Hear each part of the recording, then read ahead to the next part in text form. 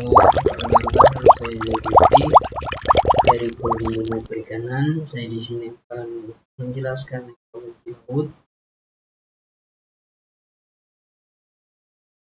Apa itu laut? Laut adalah hamparan air asin yang sangat luas yang menggenangi sebagian besar permukaan bumi dan berperan penting dalam memisahkan wilayah daratan seperti benua dan pulau. Laut mengandung garam dalam kadar tinggi, memiliki sifat dinamis karena pergerakan arus, gelombang, dan pasang surut, serta menjadi rumah bagi berbagai ekosistem yang kompleks. Selain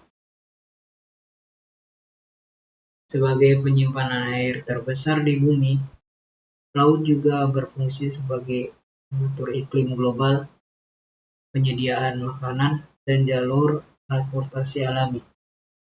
Laut terbagi menjadi beberapa zona berdasarkan intensitas cahaya, kedalaman, serta kedekatannya dengan garis pantai, yang masing-masing mendukung kehidupan organisme laut yang berbeda-beda. Nah, yang di sini ada gambar yaitu menggambarkan ekosistem laut, yaitu berbagai zona-zona. Yang A yaitu zona pasang tinggi, yang B zona pasang surut, yang C itu zona hipotik, dan yang D yaitu zona apotik, laut yang paling dalam.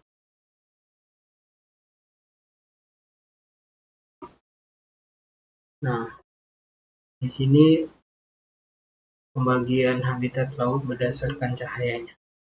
Nah, di sini ada zona apotik dan zona dispotik dan zona afotik. Kalau zona apotik itu masih bisa dipantulkan cahaya matahari. Jadi masih bisa cahaya matahari masuk ke zona apotik yang cukup untuk fotosintesis karena kedalamannya masih 0 sampai 200 meter. Kalau zona dispotik, yaitu cahayanya udah mulai lemah. Cahaya mataharinya tidak bisa masuk ke dalam zona dispotik. Jadi tidak cukup untuk fotosintesis karena kedalamannya 200 sampai 2000 meter. Cukup dalam. Dan kalau zona apotik itu tidak bisa menerima cahaya atau cahaya matahari ini tidak bisa masuk ke dalam zona apotik.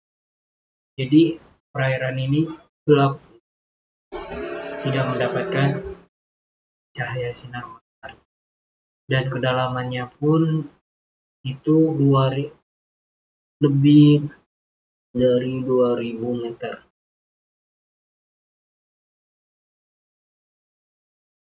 Pembagian habitat laut berdasarkan kedalamannya.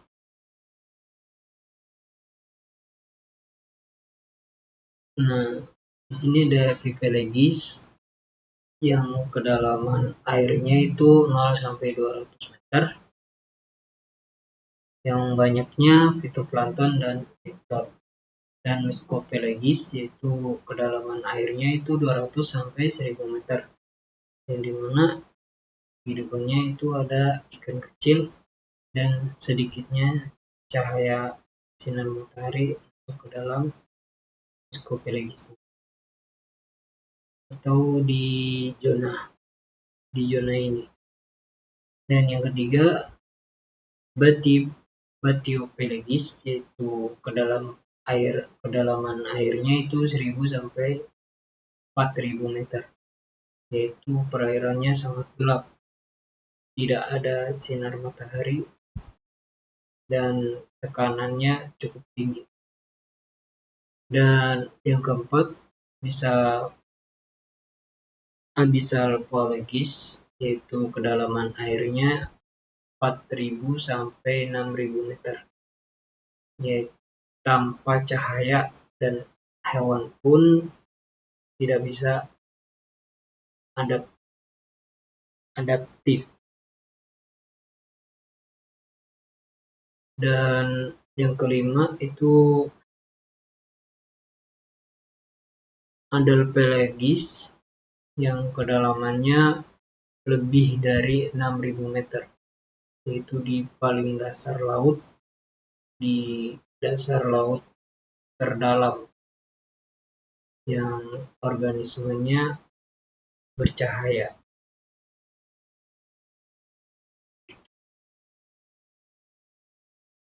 Dan untuk lingkungan bentiknya itu ada supralitoral, litoral, dan aulitoral, dan sublitoral, dan laut dalam. Supralitoral ini yaitu zona di atas pasang tinggi. Kalau litoral atau aulitoral yaitu zona pasang surut, dan kalau sublitoral itu kedalamannya 0 sampai 200 meter, yang dimana banyaknya keanekaragaman ragam hayati. Dan kalau laut dalam tekanannya itu tinggi dan tidak bisa sinar matahari masuk ke dalam laut terdalam, dan makanannya pun terbatas dari zona,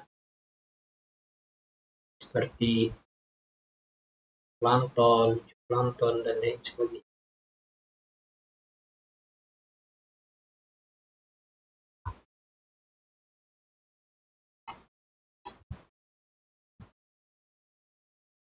Pengelompokan organisme laut. Plankton, dan di sini ada plankton, nepton, dan bentos. Plankton yang tidak bisa melawan arus, contohnya fitoplankton dan zooplankton. Kalau nepton berenang bebas, contohnya yaitu ikan dan mamalia laut lainnya. Kalau bentos hidup di dasar laut, contohnya moluska dan Echinodermata.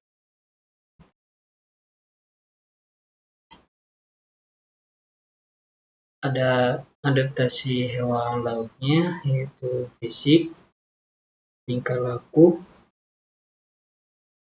dan buoyancy.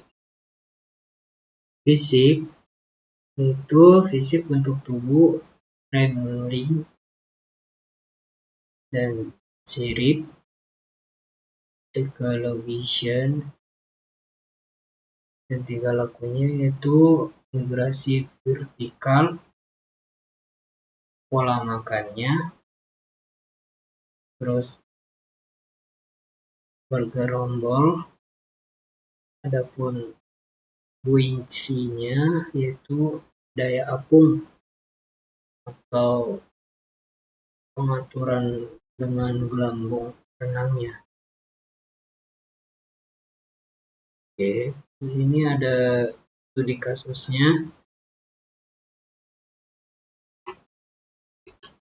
Nah, di sini ada bathypelagis, yaitu hidup tanpa cahaya dan tubuhnya pun kecil, kurang dari 10 cm, tapi mulutnya besar, giginya tajam-tajam, contohnya ikan, pemancing laut dalam, anglerfish, memiliki cahaya sendiri, tidak memiliki sisik, otot lemah, mata kecil, tidak berfungsi.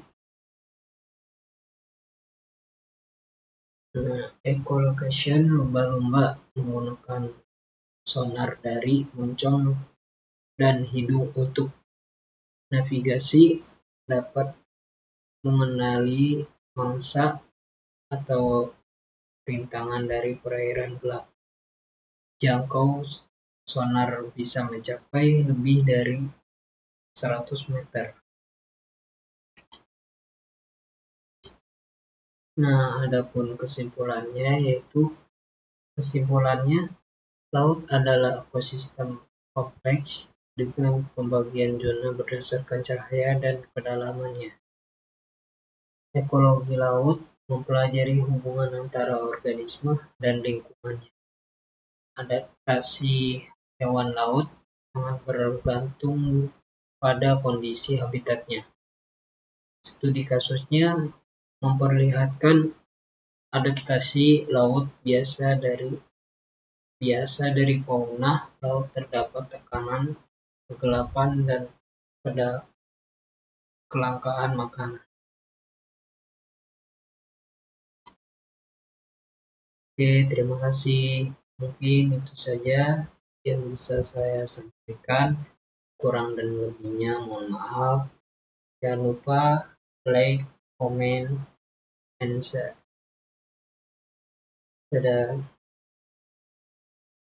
Sampai jumpa.